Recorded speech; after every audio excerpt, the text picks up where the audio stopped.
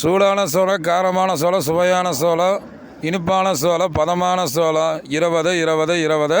அடுத்தது புயல் மழை வரப்போகுது. இன்றைக்கி ஏதாவது குழந்தைகளுக்கு ஹெல்த்தியான ஸ்நாக்ஸ் சாயந்தர நேரத்தில் வாங்கி கொடுக்கலாம்னு சொல்லி தான் நம்ம இந்த கடைக்கு வந்தோம். இவங்க கடை பார்த்தீங்கன்னா பொள்ளாச்சியிலேருந்து மீனாட்சிபுரம் போகிற வழியில் ரயில்வே கேட்டுக்கு அடுத்தது மேட்டில் பார்த்தீங்கன்னா ரைட் சைடில் இருக்குதுங்க.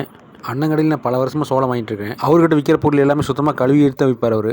இந்த ரூட்டில் பார்த்தீங்கன்னா 5-6 கிலோமீட்டர் சரௌண்டிங்கில் வந்து எங்கேயுமே மக்காச்சோள கடை இல்லை.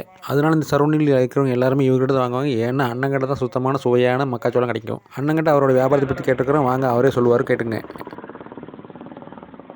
என் பேர் மகேந்திரன். இந்த சோளம் வித்தால 10-300 கிடைக்கும். பொள்ளாச்சி போகிற வழி மீனாட்சிபுரம் பாலக்காடு என்ட்ரன்ஸ். இது மீனாட்சிபுரம் ரயில்வே கேட். இன்னும் விற்று ஒரு 10 வருஷமாக வித்துட்டு இருக்கு. என்ன டெய்லி ஒரு 300, 400, 500, 1000 ரூபாக்குள்ளே வராது. அவ்வளோதான். அவ்வளோதான். 10-300 கூலி கிடைக்கும். அவ்வளோதான்.